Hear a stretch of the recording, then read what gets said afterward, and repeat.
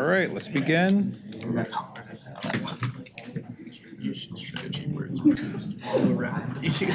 All right, so today we're going to be talking about the ISA, the instruction set for ARM v7, announcements, class website, Piazza. Please use Piazza as the first place to go. Yes, I have an email address. Occasionally, I even check my email. If you need to contact me through email, just put EECS373 in the heading. It's a good way to get my attention, but please go for Piazza first. Make sure you're signed up for Piazza. Make sure you're signed up for Gradescope, and there is no Canvas. Homework's due Tuesday next week. There's no class on Monday because of Labor Day, and you guys should be well in the middle of Lab 1. How did labs go this week? Were you able to do them with no internet? Fantastic. See, embedded systems doesn't always need the internet. Fantastic. And then I have office hours on Thursdays, 3 to 4 p.m. If you need other office hours, feel free to contact me for an appointment. All right. So last lecture, we talked about what embedded systems is. We did an overview of the class. We talked about high-level architecture of the Cortex-M4, particularly the embedded or the microcontroller we'll be using in this class, and started off with GPIO. So for moving forward, so I want to talk each class is going to try and talk about embedded system component, because I find that there's a wide variety of students. Some students have some embedded systems experience, and some students have no idea, just haven't worked in this space. And then you have weird things where people don't know how to connect things when it comes to project time. And yeah, you would never know if nobody taught you how to do it. So we're going to talk about something that's really boring but important: the magical header pin. Okay, header pins are the way in which you connect things together. They come in lots of different spacing and sizes. They have male versions and female versions that interlock together. There are through holes and surface mounts. There's all types. And these are the primary ways you're going to connect things together. Important things are they can also be, they have header pins that are part of cable connections. So you can take your cable, connect it directly to your embedded into your PCB. They have things that are shrouded, protected. They have locks on them. They have keys. So one of the stories, when I was at Disney Research, I was running a research lab, and one of our collaborators in Zurich, she was known, a PhD student there, she was known for her demos caught on fire when one of our executives was there for the demo. And the reason was they had a lithium ion battery that had to be plugged into her little embedded system, and she used just header pins, but she put them in backwards. She was nervous, put them in backwards, and the thing caught on fire. The way you resolve that is use keyed and locking header pins. So keyed means there's only one way they can be put in. Locking means they won't fall out. So this would be keyed, and technically this is a lock here, but these are other types of locks. So just be aware, header pins exist, and they will help you in your projects. If you really get excited about header pins and want to learn more, feel free to look through this. There's lots of practical tips in here, like how do you get two PCBs, dev kits connected. You can look through that. All right, any questions about the magical and horribly diverse world of header pins? There are, if I looked on DigiKey, I think there's 600,000 different types of header pins available for sale. We're only using 0.1 headers here, so, okay. So on to stuff that's more pertinent to this class. We're going to talk about the ARM instruction set, background of ARM a little bit, the instruction set itself, and the instructions in it, but really the ISA defines the programming interface, the agreement. The ISA is an agreement between the hardware engineers and the programmers about what that hardware interface or what the microcontroller architecture is going to be. And then we're going to finish with an indexing problem.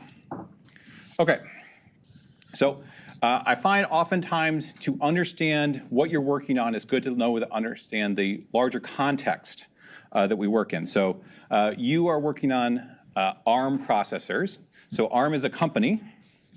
They're called a fabless semiconductor company, which means they don't actually produce anything. They don't make a silicon. They don't make a chip. There are fabless semiconductor companies that will hire somebody like Samsung or TSMC to make a chip for them, but they don't have their own fabs.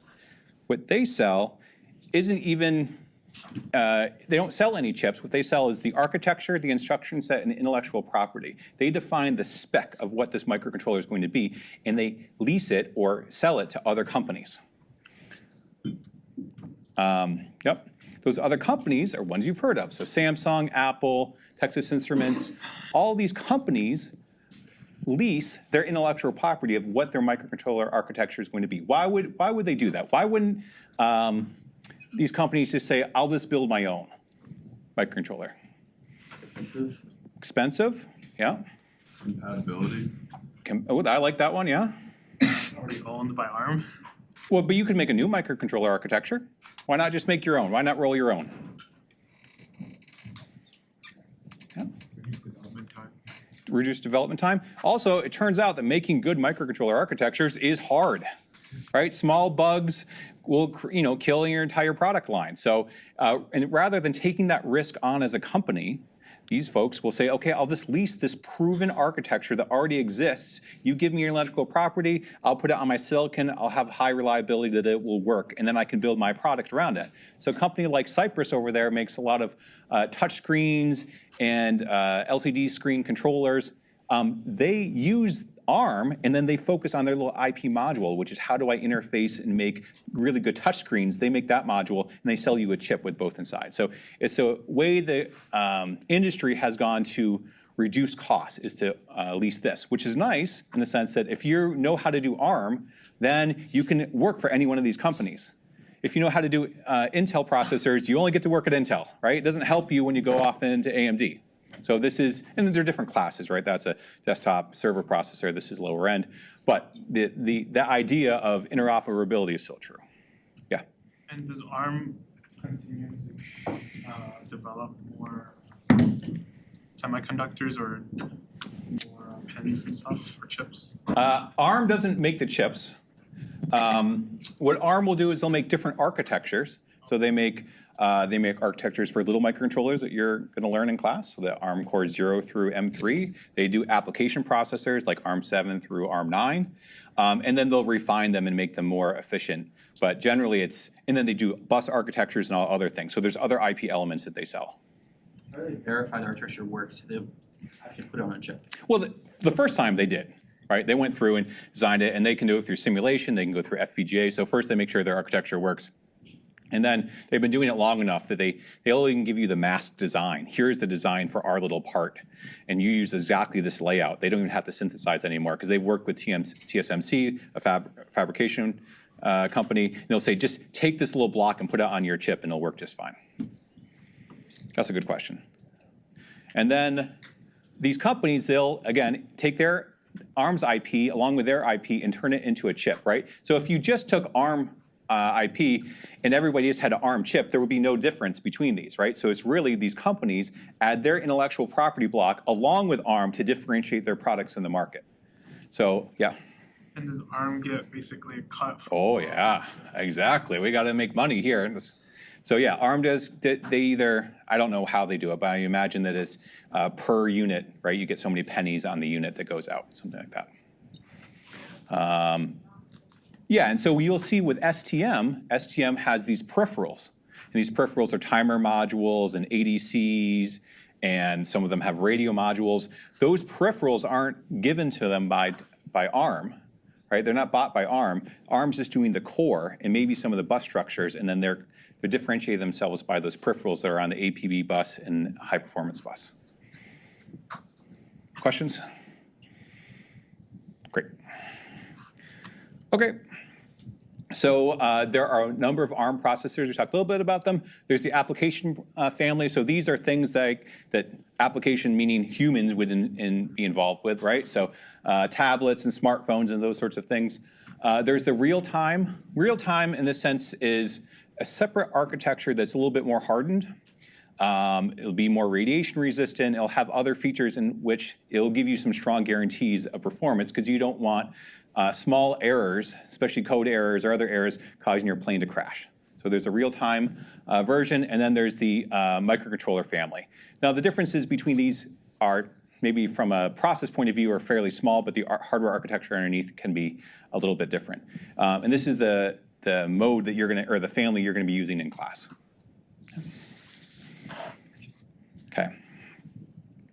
This confusing diagram is trying to tell you the difference between chip architectures and instruction sets, okay? So you have architectures up here, which we kind of talked about before. We have the Cortex A9, A7, A5. You have the M series over here. And these are hardware implementations of a particular processor. And these are the instruction sets that can run on that processor. So you could have something like the 32-bit ARM ISA that runs on multiple architectures. It can run on, say, the Cortex R4, the Cortex A9. The difference is underneath the pipeline, the structures will be, the program will be implemented different, even though it's the same binary file. It's the same program that can be written. It's just the hardware engineer said, all right, we're going to make this a lot faster, let's say, and give up on power or some other trade-off or cost. Questions so far? I bring this up because the nomenclature is hard to understand. If you're online and Googling for something, some answer to something, and you start looking at, say, a different architecture, so instead of ARM v7 that we're here, we're looking at the ARM v7A. If you start looking, or sorry, ARM v7M, and you start looking at ARM v7A, oh my gosh, you might have slightly different instructions, different commands. It might be implemented differently. That's why it's important to know your nomenclature here. In this class, yep, we're going to be doing the Cortex ARM7M instruction or architecture. And in particular, it's the Thumb2 instruction set. So if those are the keywords you want to be searching for. So what is an instruction set? Or instruction set architecture? So this is an abstract model of how the microcontroller or computer will interact. We'll go through that today, or what it's capable of. It defines how software controls the CPU. And again, this is the big idea. This is an agreement between the hardware folks and the programmers about what this processor will do. You don't have to understand all aspects of the processor to be able to program it, as long as you know what it's capable of, and the ISA defines what it's capable of. So in this context, the ISA is going to define instructions, so add, subtract, move, data types. Do you have words, half words, signed or unsigned? The data storage, we have registers, memory, the addressing scheme, and data flow. And that's what we're going to go over in more detail. Questions?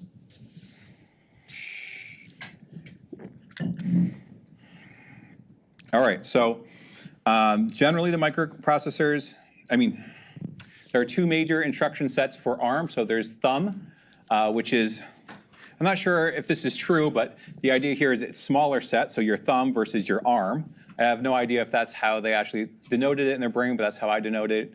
So Thumb is a 16-bit architecture optimized for code size, reduced number of operands, so you have a reduced number of instructions, and reduced memory range and register range, while 32-bit is more expressive. Thumb 2 is designed to be a hybrid of both, okay?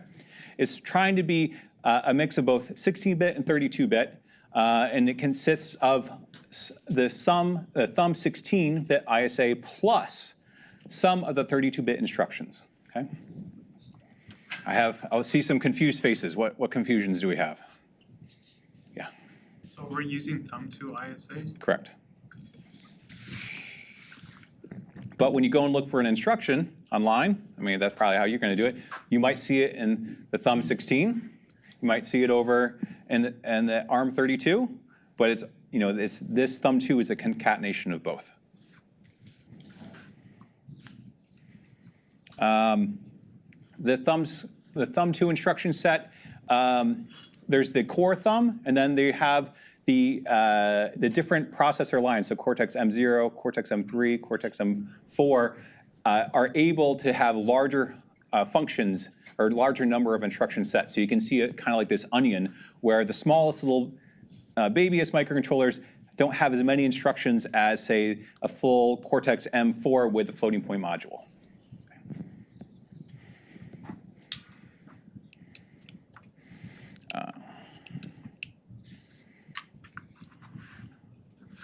Yeah, I said this, okay.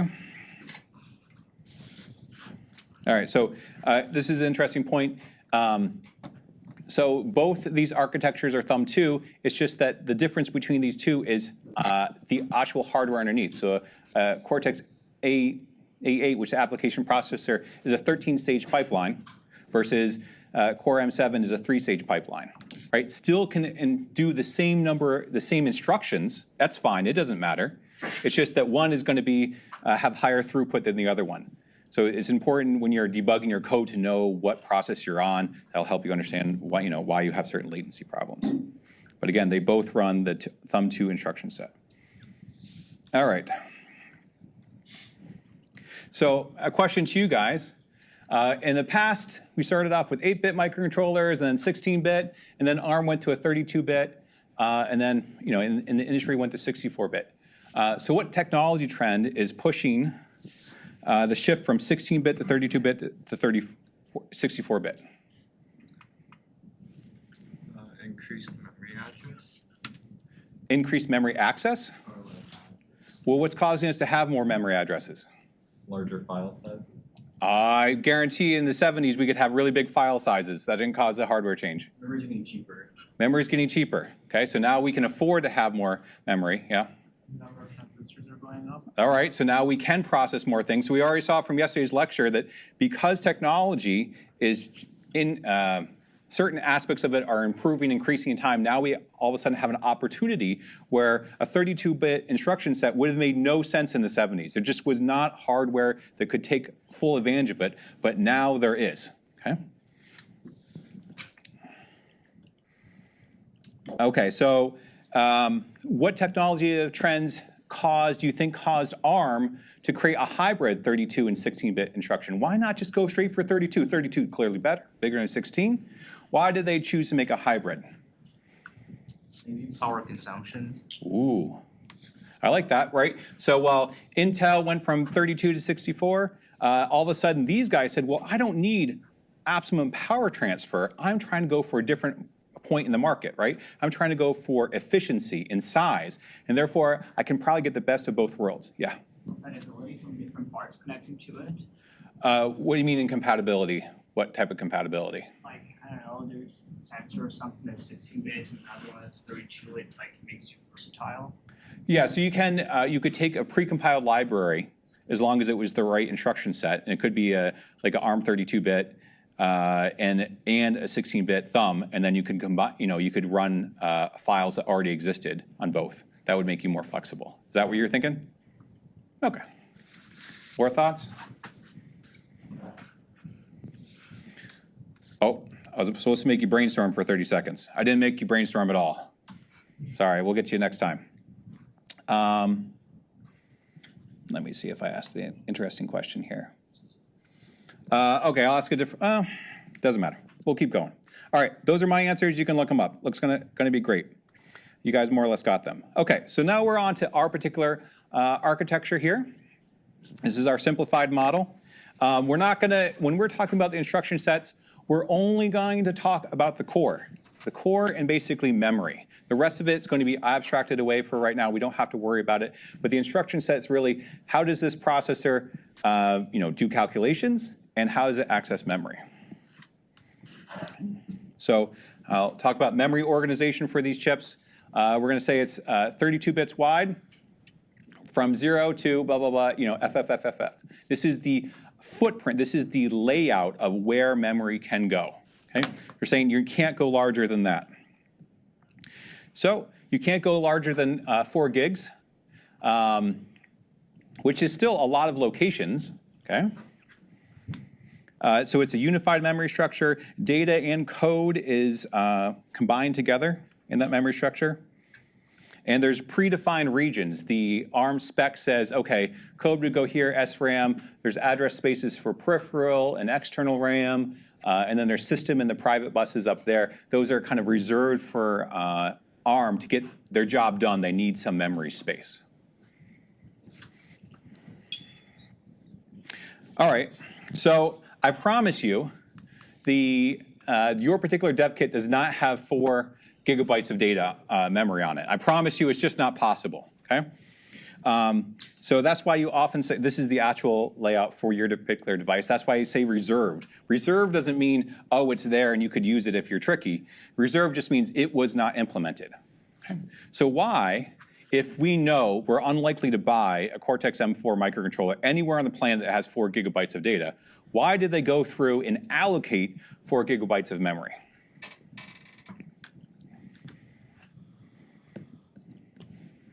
Compatible in case someone does buy the 4 gigabyte one?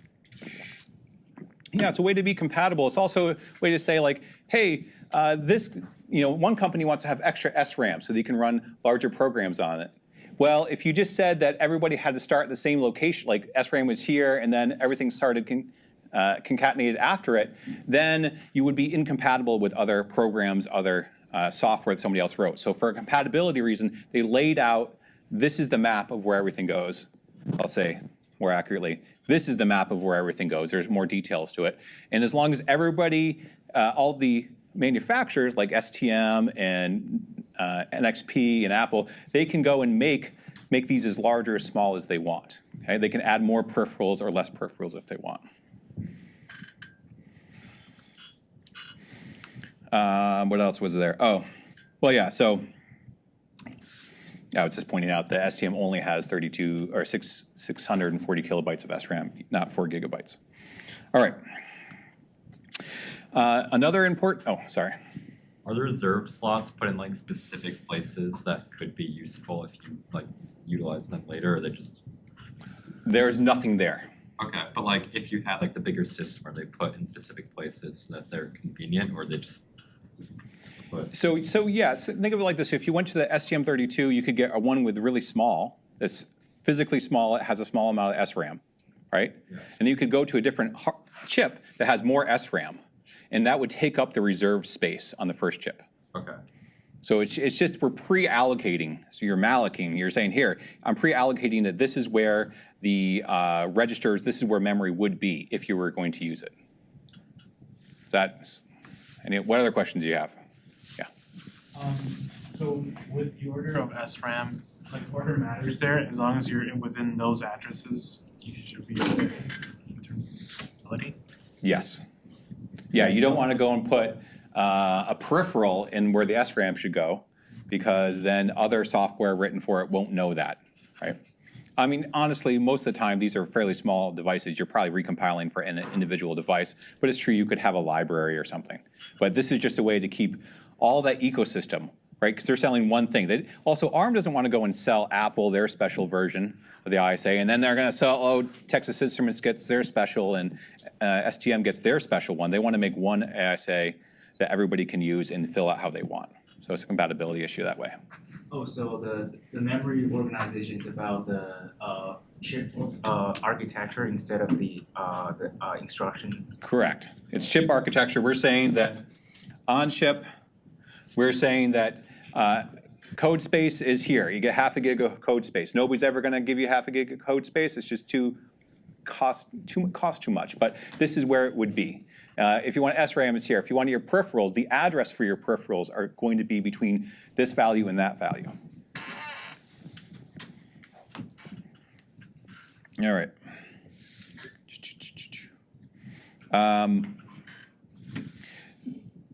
The ISA itself does not really, as a programmer, you don't really know the difference between SRAM and flash. For you, it's going to be just the same instruction set that allows you to get data in and out of flash and SRAM. So it's a unified memory, even though they're physically separate on the chip. They're two distinct memories. From this point of view, they're all just part of one giant memory that's at different locations. Does anybody know the difference? I don't know if I talked about this yesterday. The difference between SRAM and flash? So like the flash memory is like you can store it even though it's power off, but SRAM like as long as it's power off, it's going to be wiped out. True. Why don't we just use flash all the time then? Flash sounds great. It's dependent, or it stays all the time. Fast access. Fast access. What else? Cost? What is cost? What does cost really mean in the microcontroller world, microchip world? No, not that's close. That's one of the constraints. It's all made out of silicon. One more try. What is cost defined in silicon? Energy. Size. Area. Area is a defining factor for all chips. The bigger your chip is, the more it costs to manufacture. That's it. That's why Intel is doing crazy things with their caching structure, just because doing the way Intel does caches makes the chip slightly smaller. Might not even be the best performance, but they have to make they're making a trade-off between cost and performance. So SRAM is smaller than Flash. It's more dense, but it has it and faster, but it's not persistent. Okay, so let's talk a little bit about how the memory organization. So probably this is confusing for most students. So we think about memory bits. Memory addresses are 32 bits. Okay, that goes back to getting to that 4 gig of memory or allocated memory locations. So we have 32-bit addresses. Each location in memory is byte addressable. So there's a 32-bit address for every byte in memory. Okay. Now that's confusing because we don't have a 8-bit processor. We have a 32-bit processor. However, this is a 32-bit architecture. Many operations work on word sizes, word size data.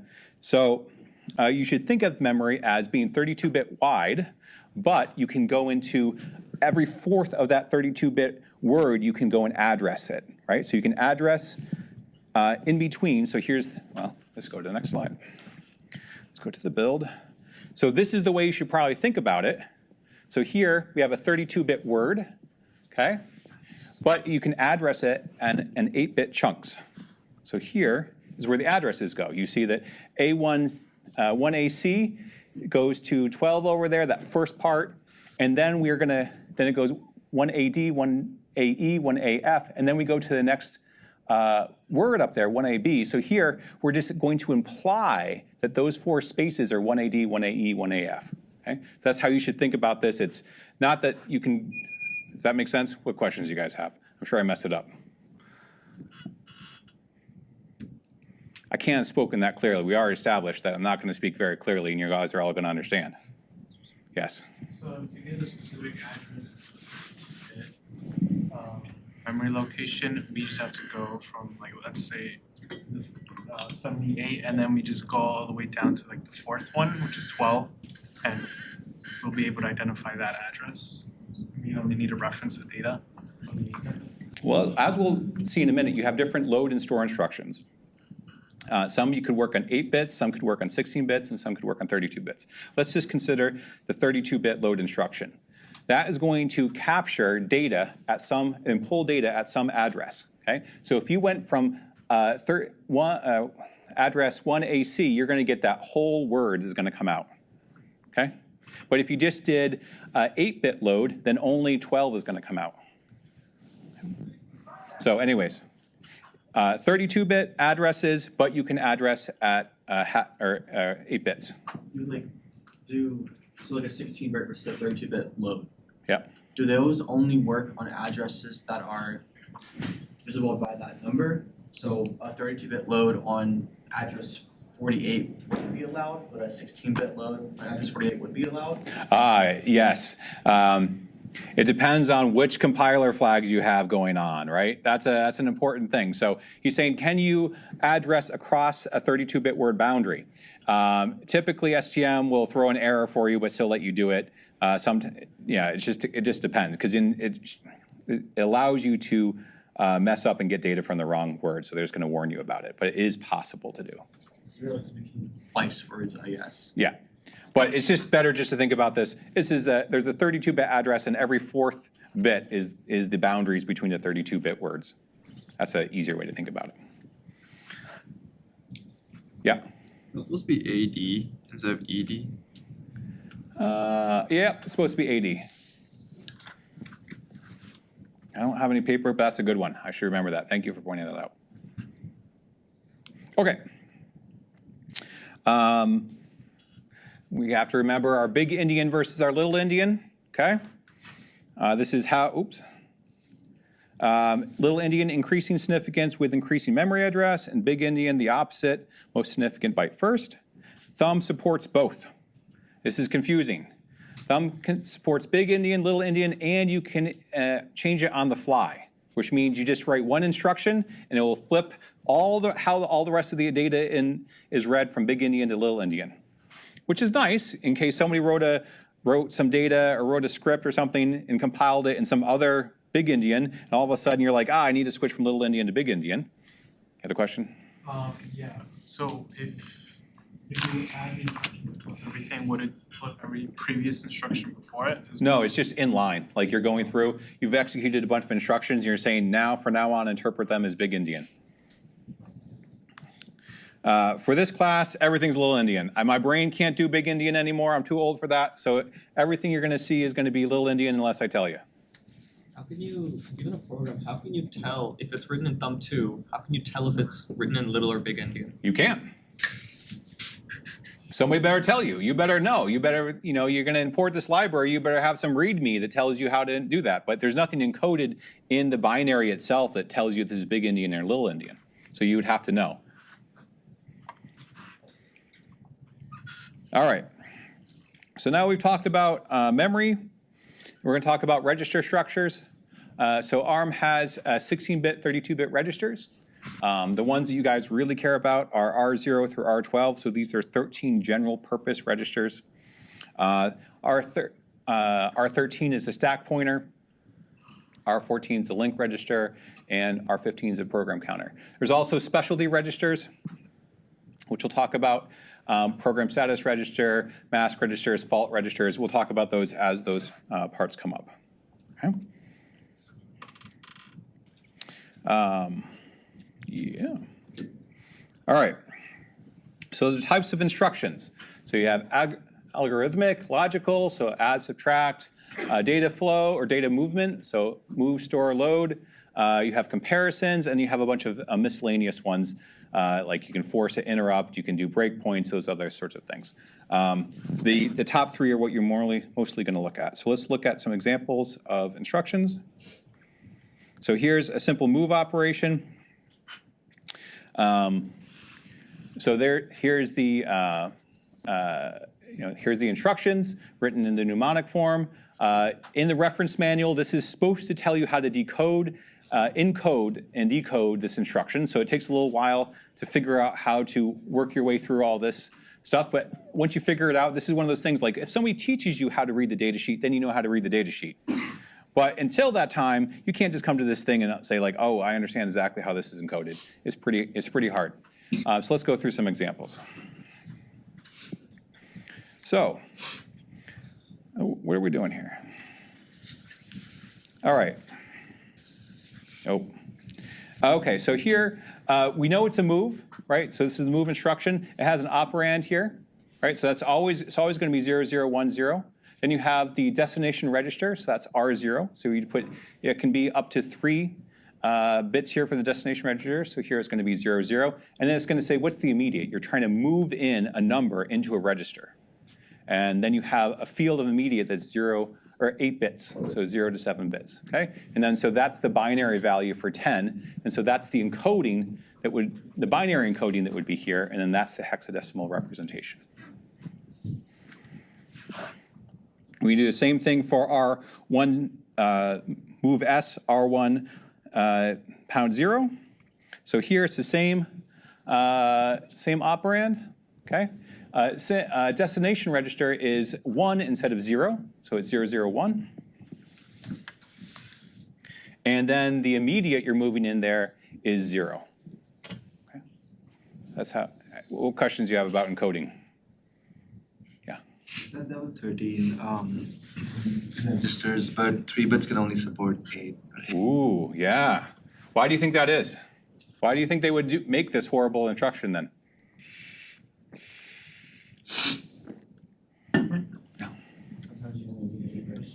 Sometimes you only need 8 registers. Well, yeah, smaller code. So if you use the 16-bit encoding of an instruction, then you have smaller code sizes. And so you'll find that a lot of your compiler does this. Obviously, it's not your job, but your compiler can go and optimize to use the lower 8 registers. Therefore, you get smaller code size. But there is a limit here. You can't get to the higher registers without without having a larger instruction. You use a 32-bit instruction, then it'll have more spaces for the destination register, and now you can get up to the higher registers. What's like the bracket C mean for encoding T1? This? Yeah. Oh man, like that's a great question. That doesn't matter. No, it does matter. Right. So let's see. Move S is if you're going to set the status flags. We'll talk about this. Move C. Is that the carry bit? It might be the carry bit. I don't know. I have to go look it up. It's a good question. Yeah. Where does the 2-0 come from? The 2-0. This over here. Yeah. This is the hexadecimal encoding of a binary number. Okay. Similarly, like 0A is 10, like what's the 2-0? The first part. Because it's 4 hexadecimal numbers to represent this instruction. So is the instruction like remove S, remove C or whatever, it's bit 15 through 11? It's bit 15 through 11. What do you mean there? On here, on the reference manual. Yeah. Or is it just 001? Sorry, say it again. I missed it. What's the binary encoding for move S? Is what I'm Move, the operand is here, right? And then you have a destination register, which on the first instruction is you want to go to register 0. So you're just going to put 00 here. And then you have to know what the size of the immediate is, and that's encoded in the next instruction. How come it's split between 13 and 12? Why is it split here between 13 and 12? I don't know.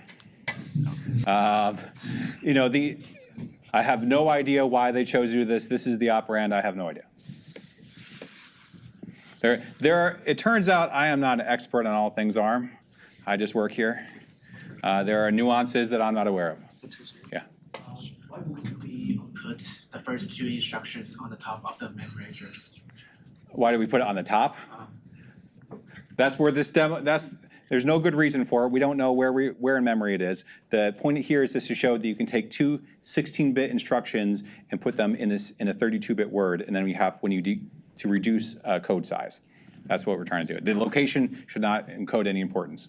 Oh, what are bits 11 and 12 for? The 2 zeros? After These are just to tell the compiler what instruction this is. That's all it does.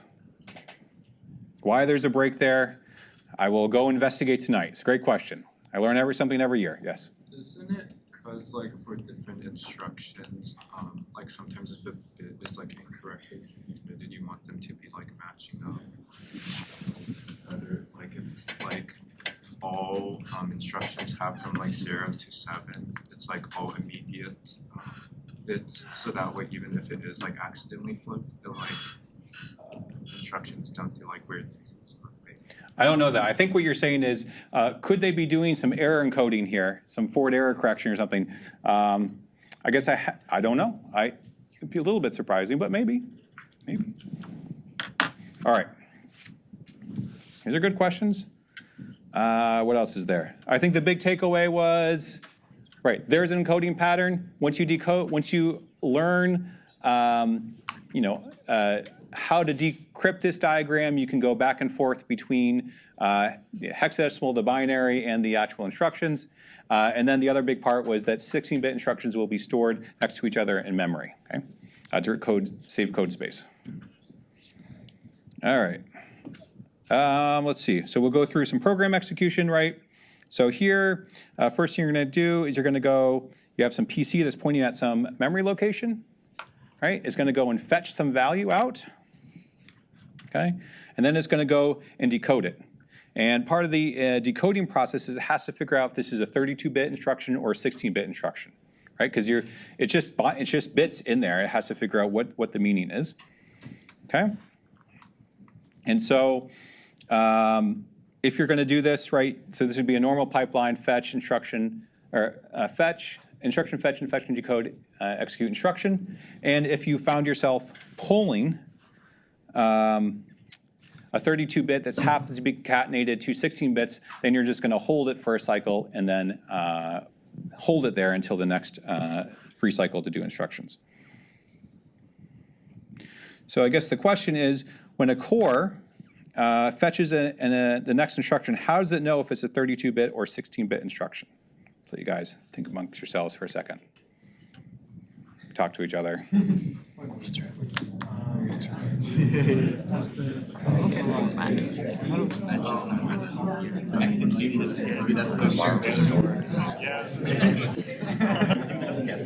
Yeah, I think that's probably Alternates between. It's like. wait, did this make sense too? Like, It's the two 16-bit instructions. It's like 8 bits. It's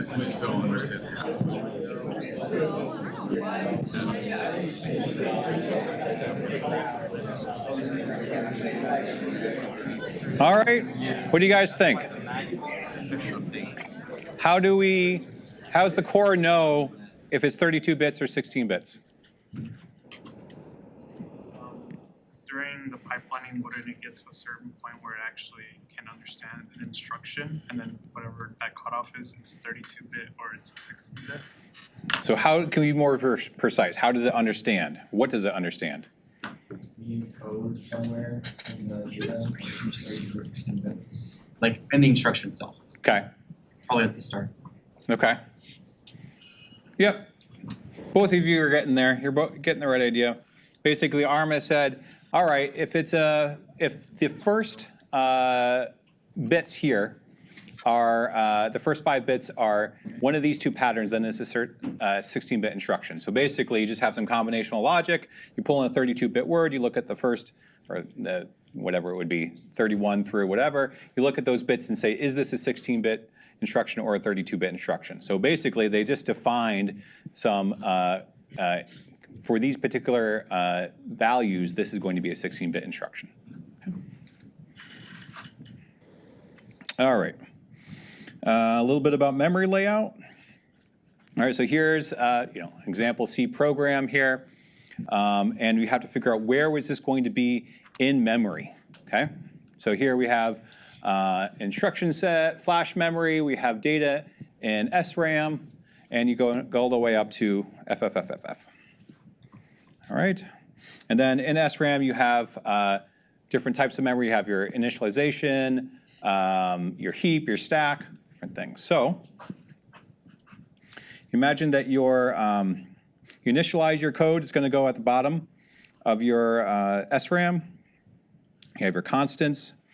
You have certain constants that are always defined can go in the stacks. You have things that are in the stack.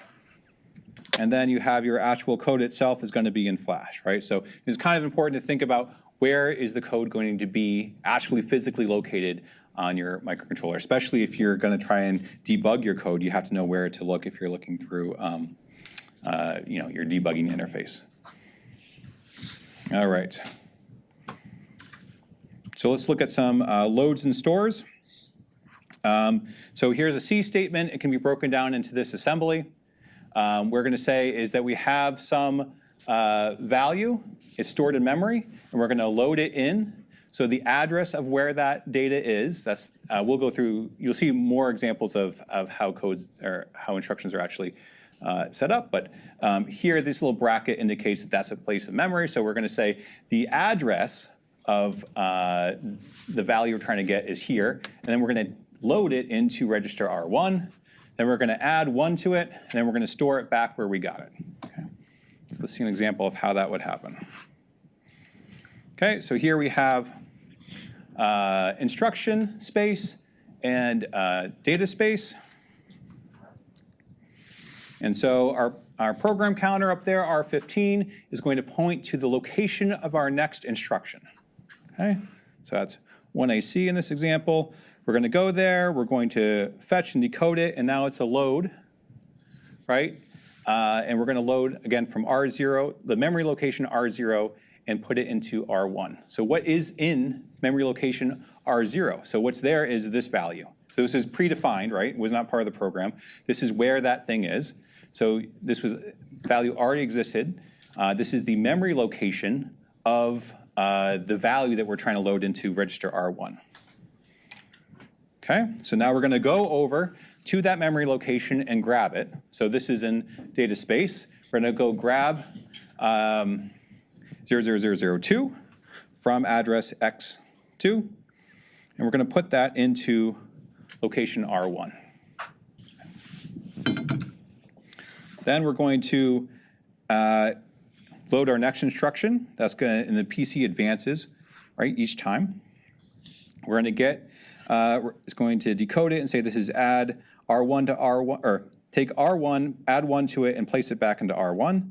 So here our ALU, we're going to go to our ALU, we're going to put it's going to add it with 1, with a constant, and then we're going to go and put that back in R1.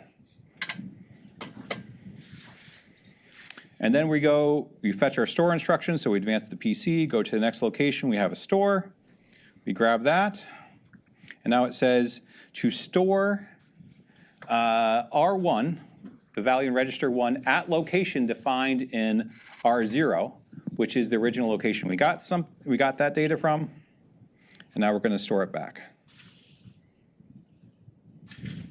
What questions do we have? This feels like 370 review. Okay, still works here. Okay. You already kind of answered this question. You're ahead of me on slides. Why are there high bits and low bits? Okay. So 16-bit instructions, I mean, certainly we could construct a magical 16-bit instruction that would allow us to access higher registers. It's true, we could figure out a way to do that. It's just not practical. They don't make these instructions. So you have 16-bit instructions almost exclusively are operating on the lower registers. And then you have 32-bit instructions that can operate on all of the registers. And that's the real difference, that we're trying to optimize for code size and expressivity, right? How much can each instruction do? Yep. So common instructions, you're welcome to read through all the data sheets if you want. These are the common instructions. I'm not going to give you random test questions where it's like, here's some rando instruction, make sure you've memorized it. That's not what college is good for. I will give you fake data sheets with all the instructions you need. However, it's probably good, especially for exam 1, to know common instructions, load, stores, adds, those sorts of things, okay? So the things you guys should think about, basic branching instructions, standard data processing, load stores. Again, we don't have to go through all of these. These are examples of instructions here. The nomenclature is usually you have an add, you can have 1 or 2 operands, and then you have a destination register. So here would be add operand 2 to operand to this register, and then put it into the destination register. Okay. Yeah. So what is the multiply with accumulate and multiply and multiply and accumulate. If I remember correctly, multiply and accumulate is, I forget what multiply. Does anybody remember what multiply and accumulate is? Sorry, it's on the right side. Yeah, multiply and accumulate, so yes, okay, thank you. That's probably not the most exciting part. This is the most exciting part. Some instructions, random instructions, you start seeing they have this S suffix, okay? The F suffix allows you to set flags from your ALU. And so from, so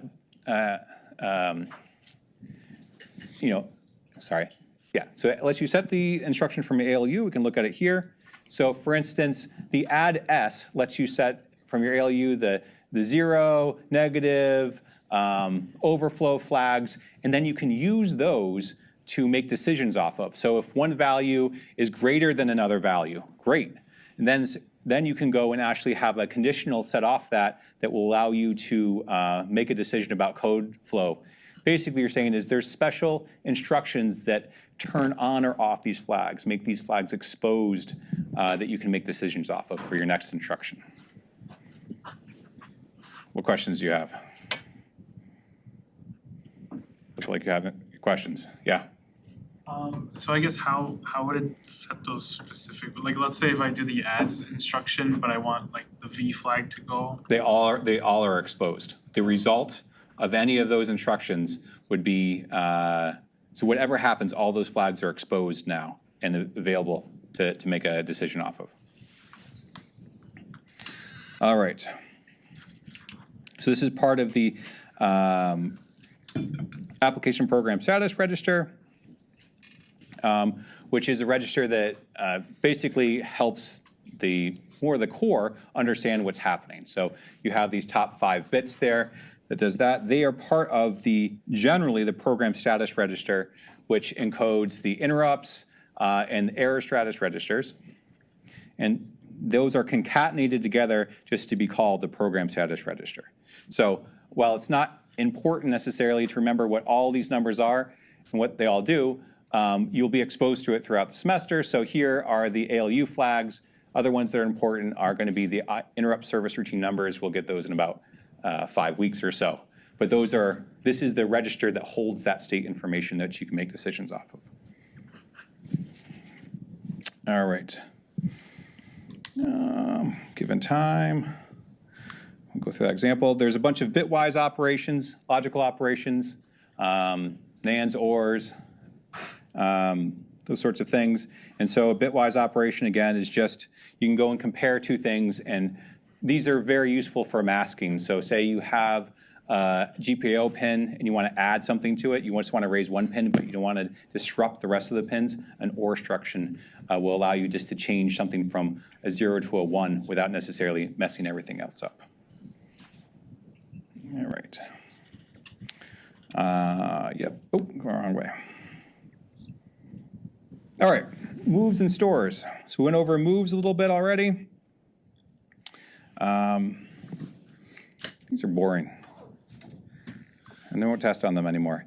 Loads and stores are probably the most important here. So we talked a little bit about that you can have different load instructions work on different bit sizes. So you can do loads and stores on 32 bits. That's normally how we think about it. You also have half word and even byte bit instructions. So this is one way, so where you're doing your byte addressing. So say you've got a bunch of ADC data, you only really care about 8 bits of it. There's no reason to fill up all your memory space.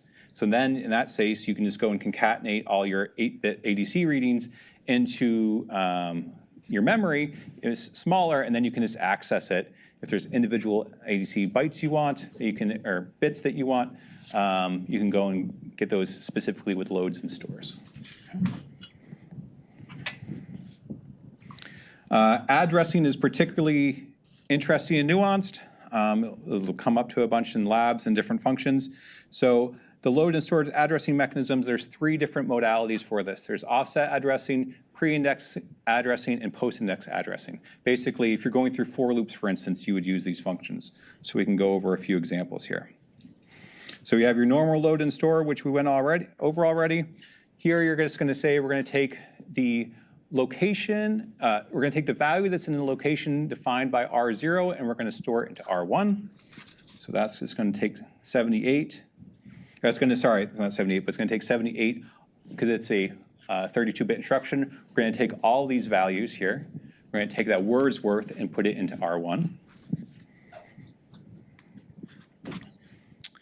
The offset addressing allows you to apply an offset to the value that's in R0 without having to rewrite R0. So you don't, if you want to go to the next 4 instructions or the next 4 memory addresses, you don't want to have to do an operation, add operation, where you add 4 to this value and put it back in there. That's an extra instruction you don't want to do. So you can just go and add 4 to the instruction, allowing you to index through things quicker. So in this case, we're going to offset on the fly. We're not going to modify this thing. As we pull out our value, we're just going to add 4 to this, and we're going to actually get 2000004. So we're going to add in that offset on the fly. And we're going to pull that. We're going to put that into our 1, which is the destination. Okay. And then we have pre-indexing, which means we're going to change the value. Oh, wait, post-indexing. Yep. Pre-indexing, which means we're going to change the value. So that's with the pound sign here. We're going to change the value in here before we fetch the data. Okay. So now it's 4 has been added to there on the fly. We're going to go and grab the values out of 8004 and put them into R1. Okay. And then you have post-indexing, which is very similar to normal index or just normal loads, where you're going to load this, but then after you have fetched the data or gotten the data, put it into R1, then 4 is added to this value. So these are different ways to basically iterate through memory and keep track of this value, whether you're post-indexing, pre-indexing, but you don't necessarily have to do add, to this variable. It's done for you in hardware because it's such a common operation. Okay. So this is the summary. This is the thing to study of just what the different versions of pre-indexing, post-indexing, and pre-indexing without updating are. Okay. So question for you guys, what is the largest, for this load instruction, what is the largest possible offset that's achievable? Ooh. What do you think?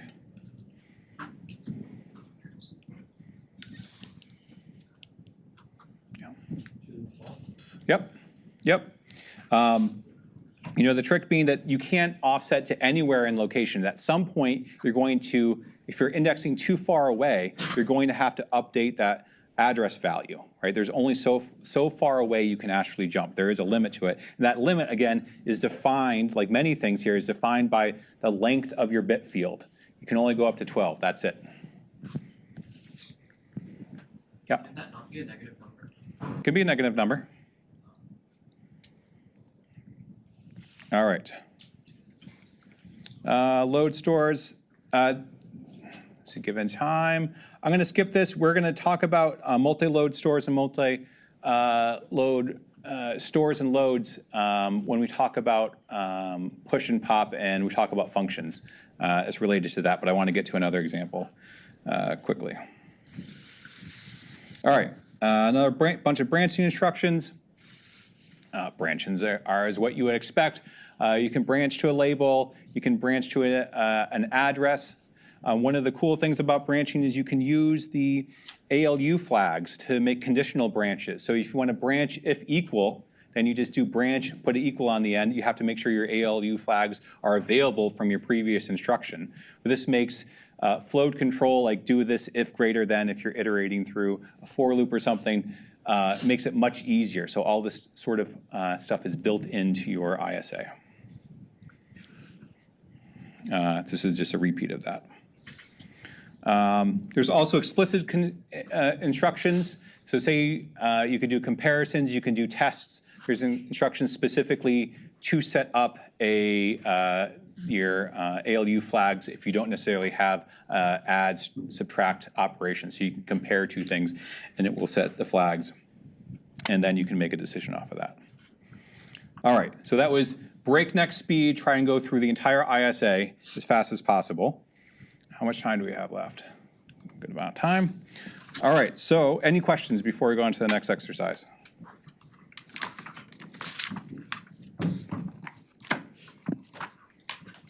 No questions? Again, I can't be that clear. All right, so typically once a week I try to do some group exercise. You guys can work together on this and then we'll go over it. So this is just going to work through loads and stores and how to access memory. Let's see. And so you will put your name on this and turn it back in for class participation. We're not closely grading. This is like check must, check minus, didn't turn it in at all. Go. Go.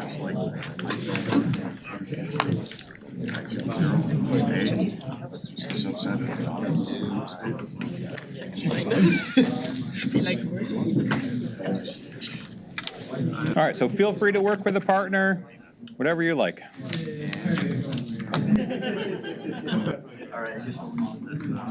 Yep.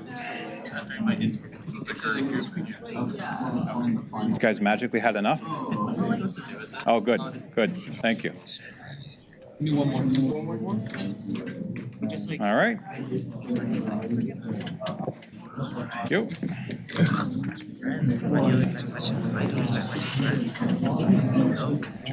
The registers are set.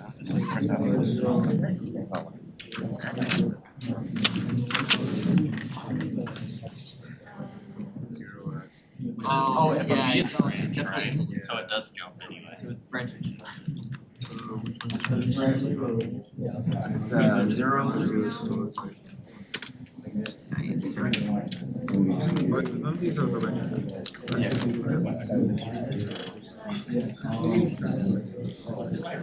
Just copies it. So R0 is 152.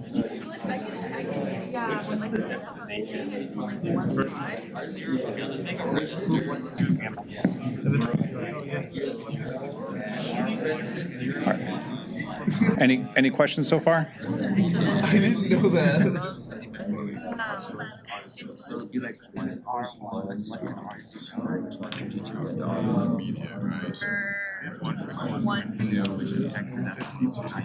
which is zero. Oh yeah, so yeah. So I guess that we It's a can make decimal. like So for what does jump? You're putting 152.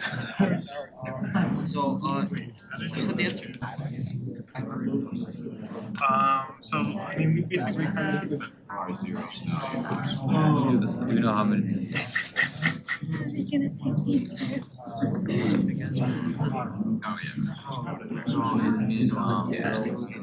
Yeah, so that's 152. So wait, what are those? R0 and 098. The register one.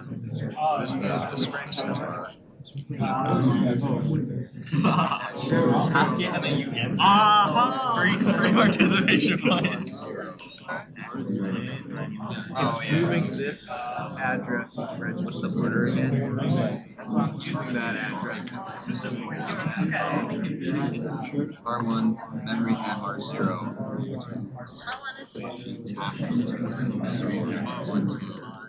Zero your store.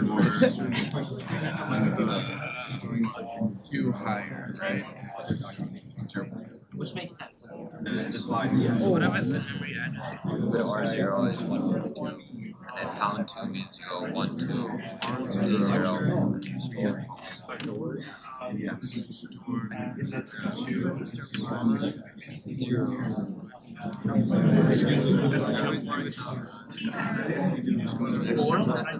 Jump is, that's like a label.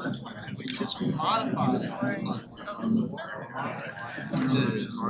So yeah, you can just think of it as That's the last number.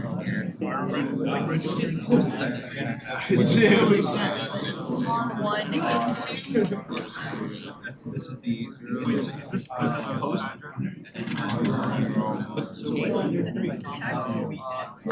Outside that you add two. So R1 would be 0 too. Questions?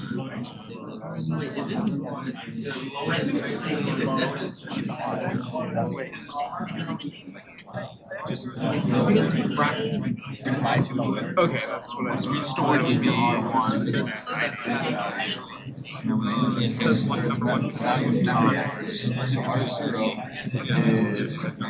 It's a virtual number, and that's To R1, 64. That one, which one's editing it? R0 to R1 and that's what you're going to do. This memory of this first. 64 they're already up there. Storing, reloading. You add the offset. You realize that's each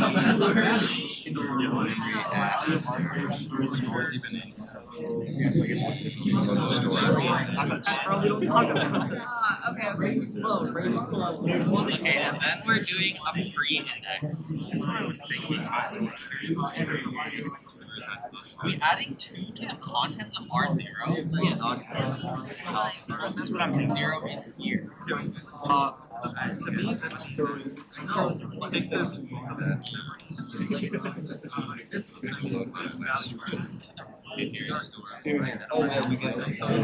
But yeah, but R1 to offsets. I like R0. Just storing.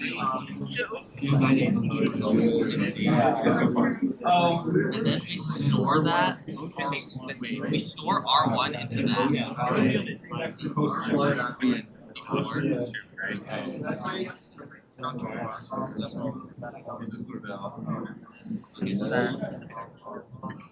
X from after or before?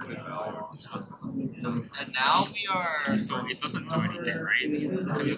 Which is the offset address we're adding 4 without holding on to it.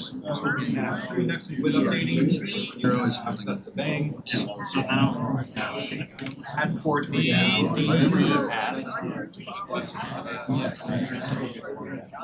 the other ones where it's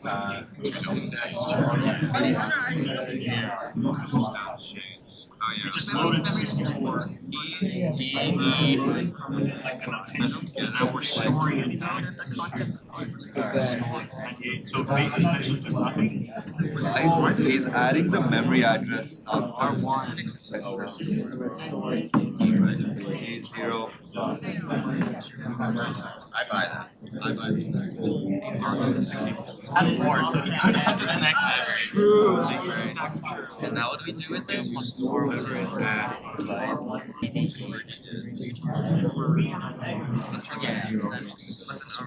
Adding. But it's already the same. so we add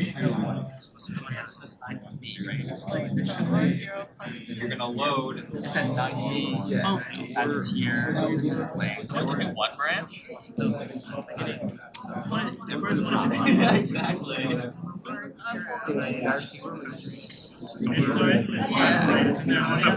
Now I add R1 and R1. However many Exactly, that's an integration. When we go low, This essentially does nothing. For store, it's like whatever is in register 0, you just turn that into. And then This is X or wherever that is. So wherever R0 is for change. I will not have it as a R0. No, just loads. I'm just looking at the loads. Okay. So and then R is just Store, we're not loading. yeah.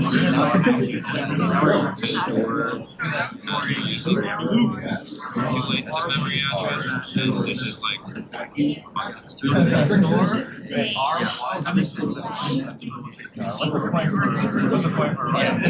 But this 64 R1 into give me the same thing. And the increments of R1.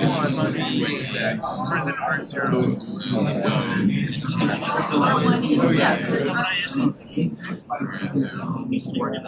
What's in an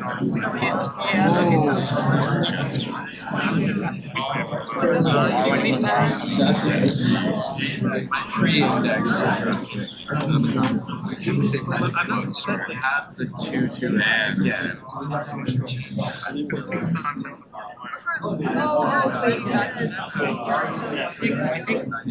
This Becomes R0. Yeah. Like this is still like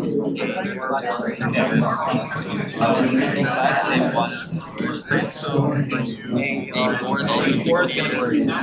what does R0 have? R0 no, it's free already. So you just change your range. Oh wait, no, we don't need to load it. We don't need to load it. So this is 68. This is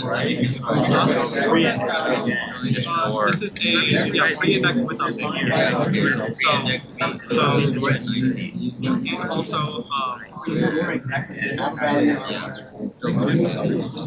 and also and then you also increment R0. So R0 should This one also. So if we think about Store the value of. Add it after. this 60. no, we can put like R1 is R2 So that's why we're indexing. So at So is this 6 gonna go like now it's at 9. I'll register A into memory at. Now R1 is going to That's what we did here. We did just one page. we need to keep this. That's not it. No, it's not forever. Just 360. It's 60. Assume it grabs whatever's in R1. Oh, yeah. And A. 9A, B, C is gonna be 6C. Yeah, 9C, Right? You're gonna get stamped out, and it's going to be Again, we store R0 by 2. So R0 now becomes it's 0. don't update R0. It's still at 9. R0, the address before that. Correct, R1 minus. That's what we did here. The same. This is fucking difference. This operation is that It's a store. then we load Whatever is in R1, this just becomes 60. 60 into R0, which is just 168. No, it's not just 60. Wait, this I don't know what the that's real So I guess I took it last fall. So 98. That's a while. Yeah. Okay. This goes like Yeah. Yeah, I think So address and store R1 into that address. So now we're storing the like all the way up. Because if our step R0 becomes 98, right? You jump 2, you write a few. how we want to store R0 is at 8. So like after this is done, this is basically just. Plus 2 here, plus 2 here, we did 2 here. But now change R0 and store R1. Right, so that's plus 8. Make this C, and then it stores it as 0. No, wait, actually, no, we're fine. Post indexing, so we don't actually jump 1 and 2.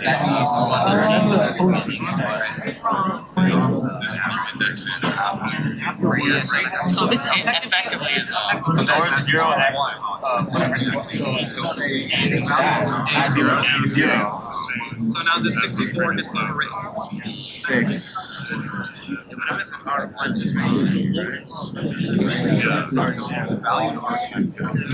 C is might it does do form, but I'm guessing it's just $98.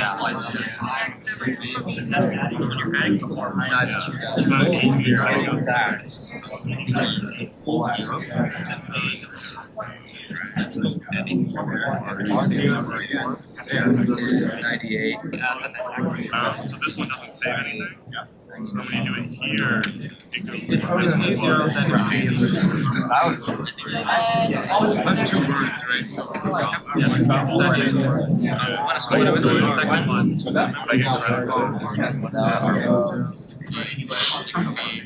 It starts on the left side.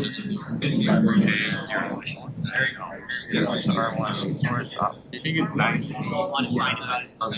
Storage is 60, 60, 70, 70.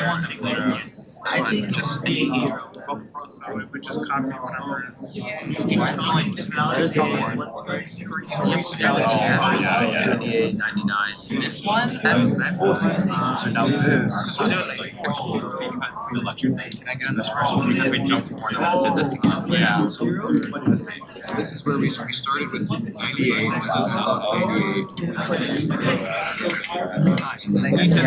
Fixed, right? Now we're here at R0. This thing? Somebody want to explain what's happening in the first line here? Move R0 pound 152.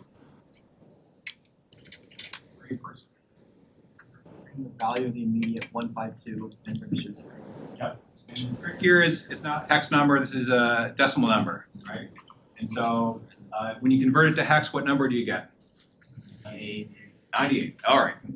And remember, we have registers are different than memory. Okay. And then what happens when we do load, next line, load R1, R0? We're taking the value at 98 in memory, so that's the address at R0, and loading it into register 1. Right. Exactly. So this is saying that the value that's stored in register R0 represents the address which we're going to get data from. So we go over to this address, which was 98 and hex, and then we're going to take hex 64 and place it into R1. How we feel about that so far? Okay. Then we're going to store the value that's in R0 plus 2 and put it into R1. So what's going to be, or into the, sorry, the value that's in R1 is going to be placed into R0. So what's the, after this first line goes, what's the value over there? 64. Nothing changed, right? Because this is post-indexing, so it updates after you do the instruction. So the first thing that's written is rewritten 64 in there. Yes? Does it check to see if it's changing anything here?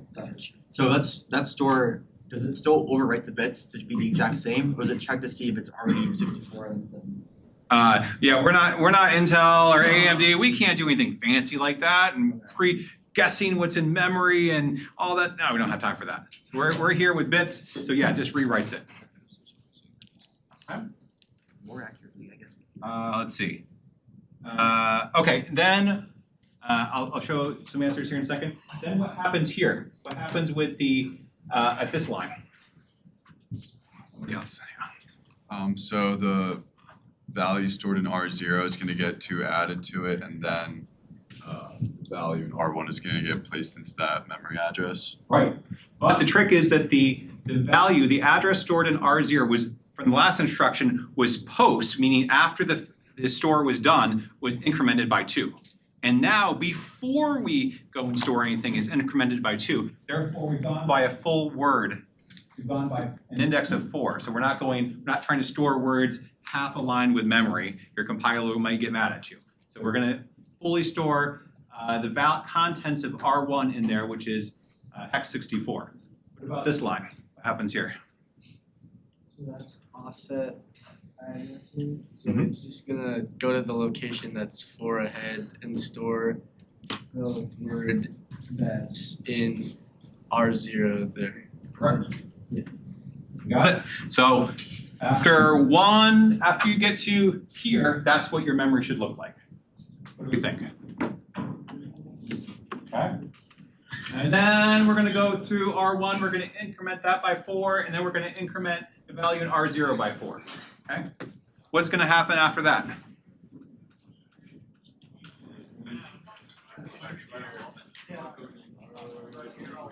Jump up to jump. Yeah. And so what's correct? That's true. What's the implications after we run this thing again? What's going to be the output, or what's in cycle 2? What's the memory going to be? The A0 is going to be overridden with 68, and then A4 is also going to have 68 written. Right. So cycle 2, we're back just where we started in the beginning of this. So that's going to rewrite the value that's in, or it's going to rewrite the value that's in A0 with the value that's in A0. Since we already incremented it, that's the value, and we're going to loop through that cycle again. And then you're going to keep going. Section 5, 4, okay? And then you're going to fill up memory, okay? What's going to happen long term? After we run this cycle for 1,000 cycles, what's going to happen? It's gonna run out of memory. And then what happens? Plane crashes, right? You're going to start writing over program space, bad things are going to happen. So hopefully your compiler will catch that runaway loop. All right, any other last questions? All right, great. Have a good time in lab this week, and we'll see you guys on Wednesday next week. Please turn in your worksheets on the way out. This will be part of your class participation grade. Make sure you got your name on the top. I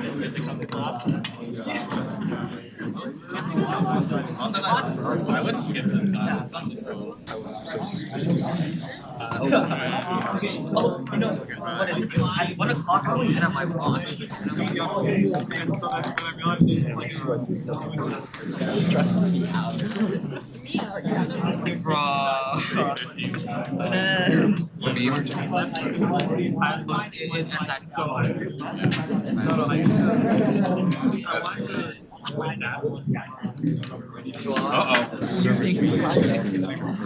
This class is like robotics person? Yeah. Got it. Good that you came up. I just want to catch up. This is such a dumb exercise.